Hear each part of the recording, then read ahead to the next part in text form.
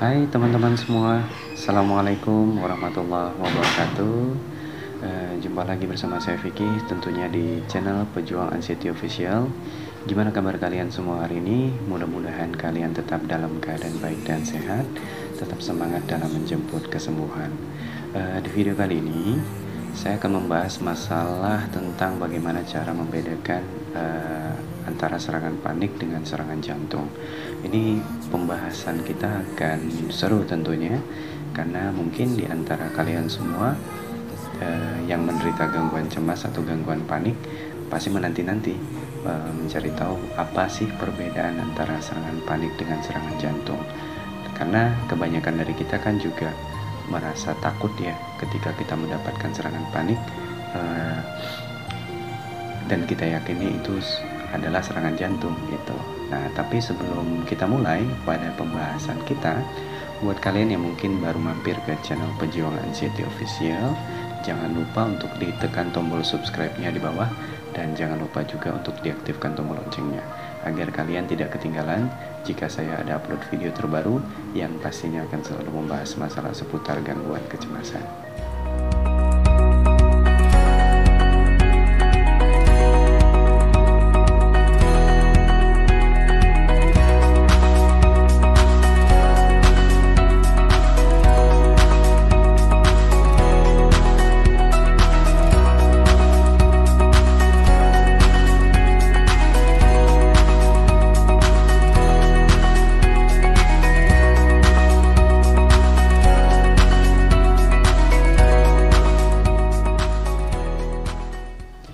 Baik teman-teman, terima kasih banyak saya sampaikan untuk kalian yang sudah selalu mensupport channel Pejuang Anxiety Official ini.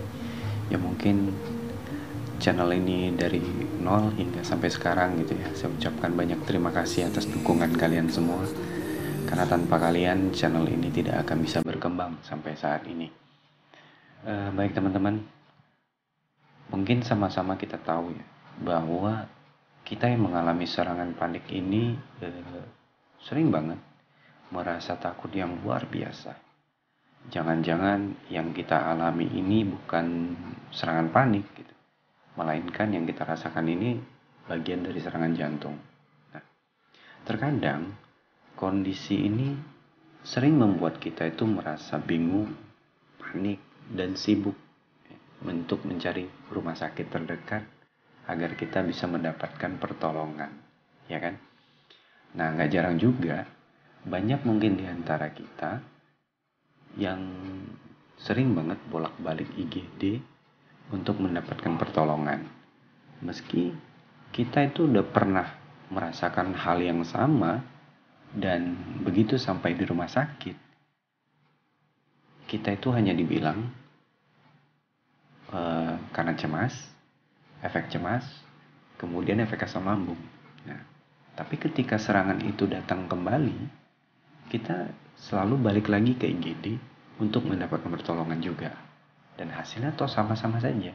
Kita sudah di EKG dan hasilnya normal. Tapi tetap kita sering merasa khawatir dengan keadaan yang terjadi pada diri kita. Nah, lalu bagaimana sih caranya agar kita itu bisa membedakan antara serangan panik dengan serangan jantung ya? Siapa tahu dengan kita dijelaskan, kita dapat lebih yakin bahwa apa yang sedang kita alami saat ini murni tidak akan membahayakan diri kita sama sekali. Tapi yang harus kalian sadari bahwa apa yang saya sampaikan ini adalah hal yang pernah saya tanyakan juga ke salah satu dokter yang menangani saya dulu, dan saya akan membagikannya kepada teman-teman semua agar kalian juga mampu membedakan yang mana serangan panik dan mana serangan jantung ya, agar kita lebih mudah memahaminya dan tidak tersugesti tentang hal-hal yang membahayakan diri kita, sehingga membuat kita kalut, kemudian bolak-balik lagi ke rumah sakit. Oke? Nah, kita bahas yang pertama, perbedaan yang pertama ya. Yang menjadi pembeda itu adalah kalau serangan panik itu biasanya rasa nyerinya yang muncul itu lebih seperti tertusuk-tusuk ya. Kemudian dan lebih sering rasa nyerinya itu hilang timbul. Berbeda dengan serangan jantung yang biasanya rasa nyerinya yang muncul itu lebih seperti diremas-remas, kemudian seperti tertimpa beban berat ya, terutama di dada bagian kiri. Biasanya rasa nyerinya itu menetap ya, dan semakin lama akan semakin buruk ya. Nah kemudian yang kedua yang menjadi pembeda antara serangan panik dengan serangan jantung adalah kalau di serangan panik rasa nyeri yang muncul itu akan hilang lama-kelamaan, atau kata lain sensasinya akan semakin berkurang walaupun terkadang dibarengi dengan perasaan seperti sesak nafas. Tapi pada orang yang mengalami serangan jantung, biasanya rasa nyerinya yang muncul itu akan semakin bertambah parah, sehingga terkadang rasa nyerinya itu bisa menyebar ke area rahang, leher, bahu, dan tangan ya. Dalam artian begini, rasa nyerinya itu terjadi terus-menerus dan akan semakin parah. Dan ini berbeda sekali dengan orang yang mengalami serangan panik, meskipun sama-sama merasakan sensasi sesak nafas ya. Nah yang ketiga yang menjadi pembeda antara serangan panik dan serangan jantung adalah perasaan atau sensasi yang kita rasakan tersebut ya, akan menghilang ya. Di serangan panik dia sensasi akan menghilang sekitar 20 sampai dengan 40 menit ataupun lebih. Walaupun sama-sama kita tahu ketika mengalami serangan panik itu rasanya luar biasa banget ya. Mengerikan sekali. Tentunya akan membuat kita merasa takut dan cemas yang luar biasa sekali. Tapi pada serangan jantung, sensasinya bukan malah akan menghilang, melainkan akan semakin parah kondisinya jika tidak ditangani dengan tepat atau tidak ditangani dengan cepat ya. Nah yang keempat yang menjadi pembeda adalah pada serangan panik kita akan merasakan yang namanya tremor atau bergetar pada tubuh. Sedangkan pada orang yang terkena serangan jantung, mereka tidak akan merasakan hal seperti kita ya. Dan ini bisa menjadi pembeda yang sangat jelas banget ya untuk kita. Pada orang yang mengalami serangan jantung, mereka akan mengalami mual dan muntah-muntah ya. Walaupun terkadang kita yang mengalami serangan panik juga sedikit banyaknya mengalami hal yang sama ya kan. Tapi tetap akan selalu bisa dibedakan ya teman-teman. Nah yang kelima yang menjadi pembeda itu adalah kalau pada serangan panik kejadiannya itu akan terjadi tiba-tiba dan tanpa sebab yang pasti. Ini yang harus kalian ingat, tanpa sebab yang pasti atau tidak jelas. Bisa dari faktor stres kita, atau terkadang kita juga tidak mengerti sebenarnya apa yang menjadi penyebab dan permasalahannya. Datang dari mana ini serangan panik ini, tanpa kita duga-duga. Nah terkadang bisa terjadi dalam situasi misalnya lagi macet di jalan, kemudian lagi mengantri di salah satu perbelanjaan, lagi dalam kondisi macet di jalan misalnya, di keramaian gitu ya. Terkadang lagi di dalam kendaraan atau angkutan umum, atau di tempat-tempat yang bisa memicu stres kita muncul ya.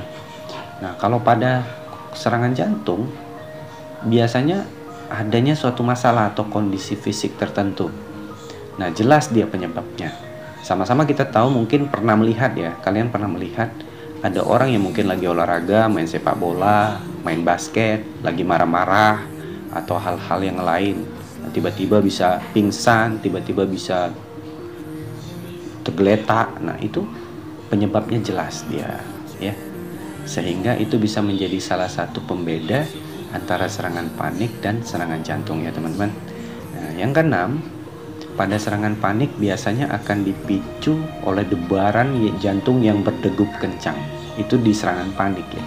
Nah biasanya pada orang yang mengalami serangan jantung tidak seperti itu. Koreksi jika saya salah nih, dikoreksi saja jika saya salah. Malah pada serangan jantung biasanya debarannya itu lebih tidak beraturan atau tidak stabil ya. Meski terkadang perasaan sesak dan sensasi tercekik itu sama-sama menjadi tanda, tapi tetap itu bisa dibedakan sensasinya ya. Nah, perbedaan yang terakhir biasanya terjadi pada kita yang mengalami serangan panik adalah perasaan seperti kesemutan di daerah tangan, kaki, wajah, kepala ya. Nah, kalau untuk orang yang mengalami serangan jantung, mereka sama sekali tidak akan merasakan hal yang seperti kita rasakan gitu loh. Mereka tidak akan merasakan seperti sensasi kesemutan ya. Mereka nggak akan. Berbeda. Jadi ini bisa jadi pembeda juga di antara serangan panik dengan serangan jantung.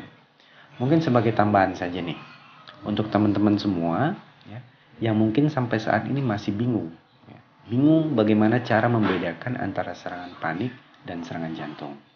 Pada orang yang mengalami serangan panik, biasanya ketika muncul sensasi paniknya, yang kita pikir serangan jantung ya, dan kita masih bisa atau kita masih mampu tuh untuk mengendarai mobil ataupun motor, pergi sendirian ke rumah sakit atau IGD, kemudian kita masih sanggup menelpon ataupun ngechat ke dokter, misalnya keluarga, teman dan lain-lain. Dan kita masih sanggup untuk update status di Facebook atau WhatsApp dan masih sanggup lagi nunggu respon yang diberi dari teman-teman gitu misalnya. Nah, sah itu. Itu sah 100%. Saya bisa yakinkan ya, itu hanya bagian dari serangan panik. Bukan serangan jantung ya. Itu bisa saya yakinkan. Oke. Sedangkan jika kita terkena serangan jantung, kita tidak akan sanggup lagi atau kita nggak berdaya gitu, malah untuk melakukan semua hal sendirian tanpa bantuan orang lain atau orang sekitar kita lah ya, yang membawa kita ke rumah sakit terdekat. Namun ada hal yang ingin saya sampaikan kepada teman-teman semuanya ya. Ingat, kita juga nggak boleh abai terhadap yang namanya sensasi ya, sensasi fisik terutama ya. Ketika serangan panik tiba-tiba muncul, wajibnya kita memeriksakan diri juga ke dokter atau ke IGD terdekat agar kita bisa mendapatkan penanganan yang terbaik. Jika setelah di EKG hasilnya baik-baik saja, hanya peningkatan dalam denyut jantung ya sudah, artinya jantung kita dalam keadaan baik-baik saja dan tidak ada hal yang perlu untuk kita khawatirkan gitu. Apabila serangan ini datang kembali kepada kita. Nah, dan ditambah kita sudah tahu dan mengerti perbedaan antara serangan panik dan serangan jantung. Semoga apa yang saya sampaikan ini dapat memberikan manfaat untuk teman-teman semuanya dan kalian udah bisa membedakan antara serangan panik dan serangan jantung. Jadi setidaknya kalian udah bisa mulai nggak was-was lagi ketika serangan panik muncul ya, dan keyakinan kalian terhadap terjadinya serangan jantung juga sudah mulai berkurang. Sekian mungkin video saya ya. Jika kalian rasa video ini bermanfaat, jangan lupa untuk ditekan tombol like-nya dan jangan lupa di-share ke teman-teman yang lain yang membutuhkan. Terima kasih, salam sehat, Vicky.